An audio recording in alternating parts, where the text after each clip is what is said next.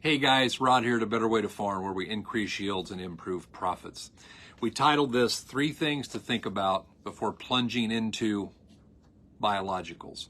And real simply, what are those 3 things to think about? Those 3 things would be your macronutrients, your secondary nutrients, and your micronutrients.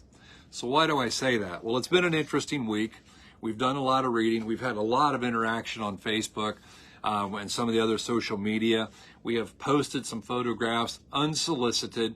Our good friend BJ, I'll talk more about that on another video, either here or on TikTok.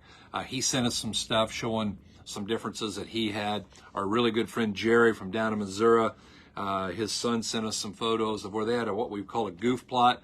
They simply forgot to turn the pump on, and they did not get their secondaries and their micros and their starter in furrow, and it made a huge difference. There were some people who were questioning whether or not it was real. It's very real, and I'd be happy to do a 3-way call or a conference call and talk about that with them. But it really got me thinking. And a couple of the comments that guys have put up is that they're thinking about going away from starter, completely going away from starter, and just going to go to biologicals.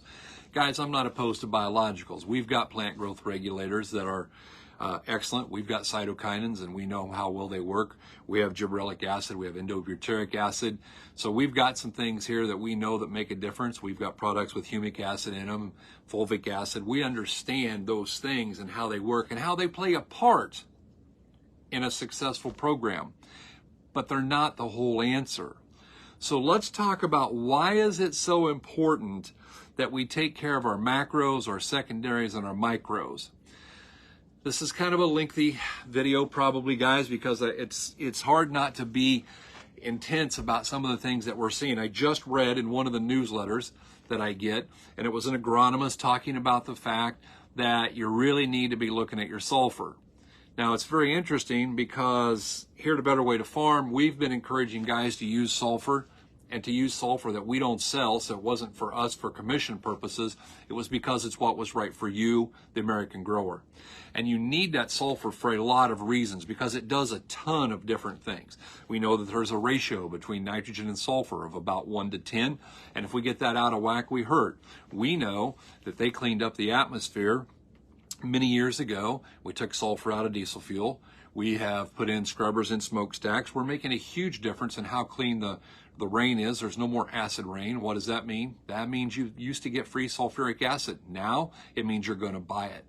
And so there's a lot of reasons that we've seen the sulfur levels across the Corn Belt tank. Corn requires a significant amount of sulfur just in and of itself. Aside from what it has to have for the soil chemistry to work correct, we need some that is free, in other words, not tied up in the chemistry reactions, but it's free and available to go into that plant. And so when we start looking at those numbers, it's pretty significant. Now, we've also seen the industry in the last 90 days come out, and some of the big names are saying, well, just put 20 pounds of sulfur everywhere. Guys, that's kind of like saying when there was a disease going through the countryside that everybody who was going to go to the doctor should just get 1 shot of amoxicillin. That's it. We're all going to take a shot of amoxicillin. We're going to call her good.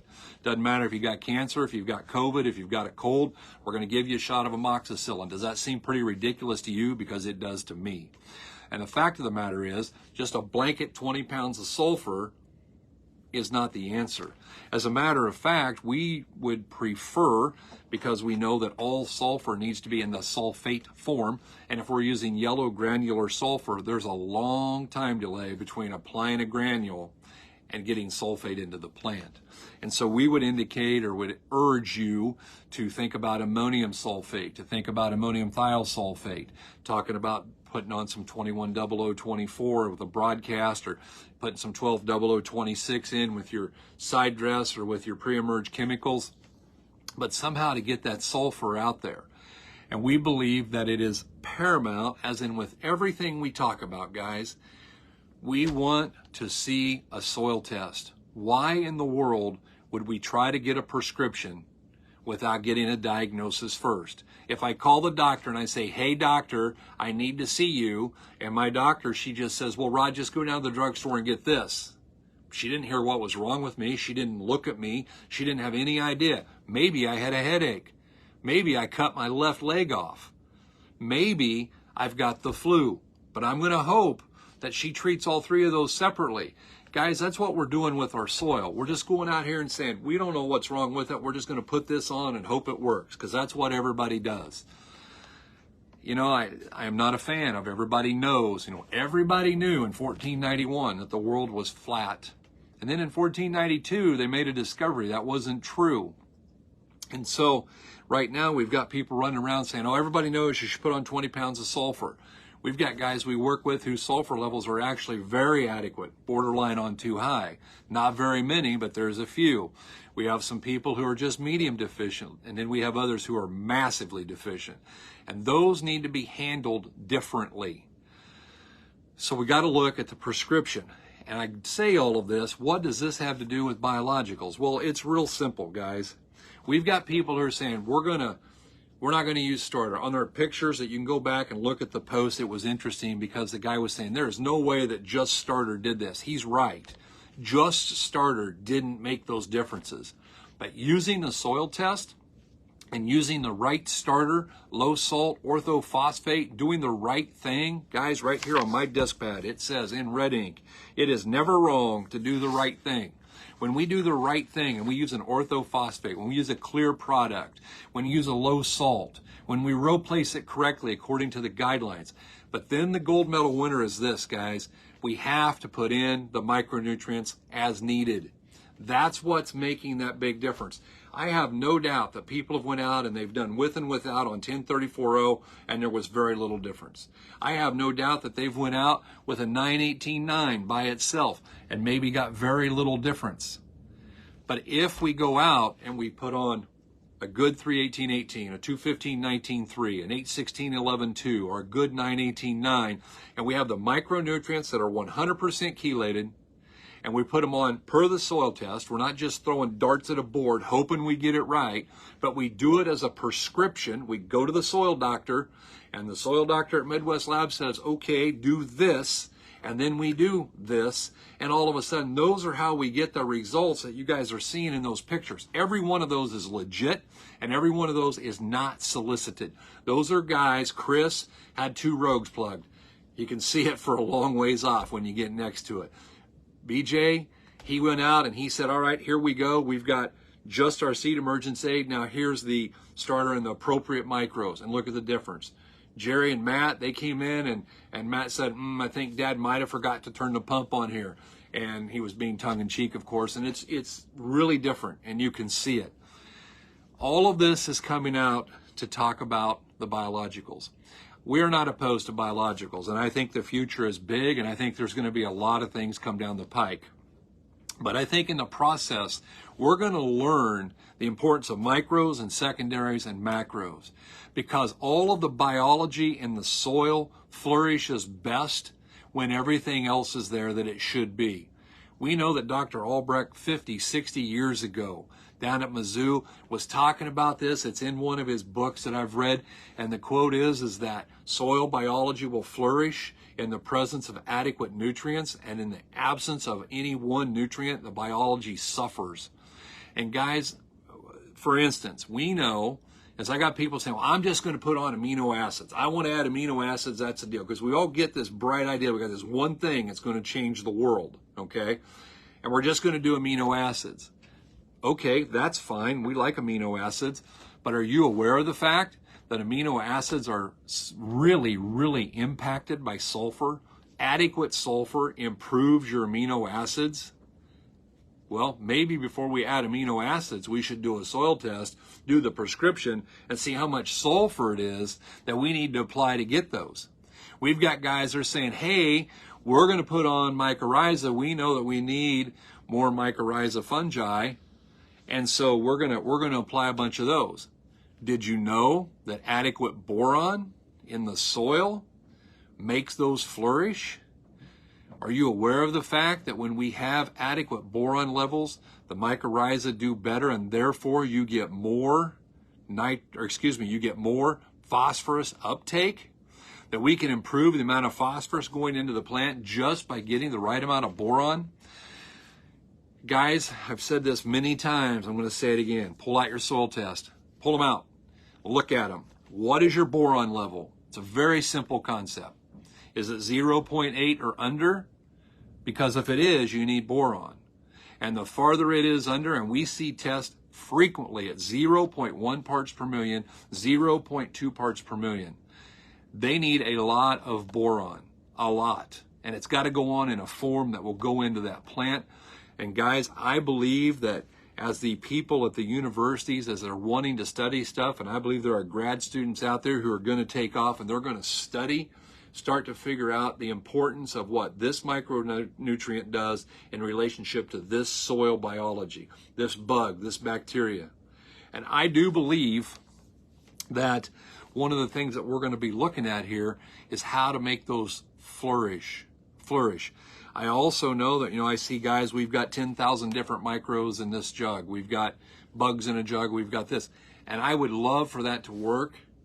We have done a lot of that. My mentor has said that when we apply multiple strains of bugs, that sometimes they end up kind of like a bunch of 14-year-old boys on the playground. You got to figure out which one's dominant, and not much gets accomplished until they figure that out and have a little fist fight. And so we've probably been more successful just targeting a certain bug if we could figure out that we needed it and isolate it. But I still believe that fundamentals win ball games, plain and simple.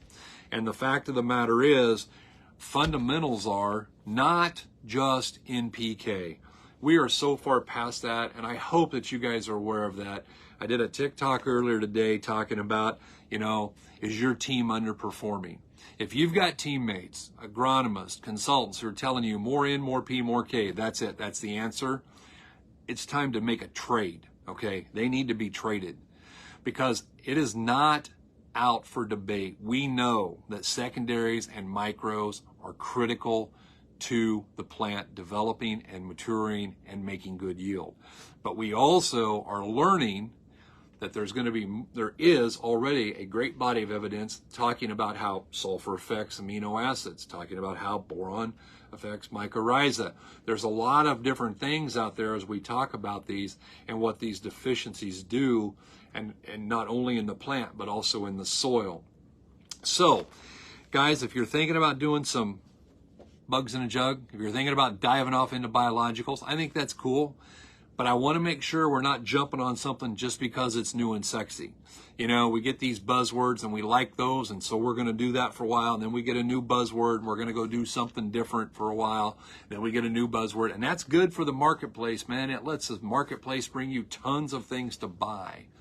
But the fact of the matter is, let's nail the fundamentals, and then let's see what we can do when we put down these extra things, when we do these biologicals, when we do these plant growth regulators, when we do these different things. Let's give them the best opportunity. And maybe, just maybe, if we do the right thing with our micros and our secondaries, maybe we could replace those expensive biologicals. Do I believe there's a future in biologicals? Make no mistake, I want to be crystal clear. Yes, I do. I think there will be things come out that are very exciting, and I think it will continue to evolve. But I also think that we don't want it to be a theory. Guys, we've been testing biologicals. We started a test with something many years ago. It was probably back in the late 90s. And this guy came and he was one of the front runners on this. And he had a biological. And I listened to his theory and it made great sense. It did. And I tried it and I wanted it to work. I wanted to be able to sell it, and I wanted to be able to make things better for the American farmer. And the fact of the matter is, we used that product in the exact same location 3 years in a row, and we're talking in the 90s, and it was $20-some per acre. And in 3 years, not one time did we get a yield increase. I can't come to the marketplace with a theory. I have to come to the marketplace with profit for you. And this product didn't pan out. Obviously, it never did take off. We didn't take it, and neither did anybody else. But the fact is, it sounded good, and there are a lot of things out here right now that the theory behind them is fantastic, but the implementation is not panning out so well. And I just want you guys to do the right thing. I want you guys to be profitable. And I'm not, you can do business with us or you cannot.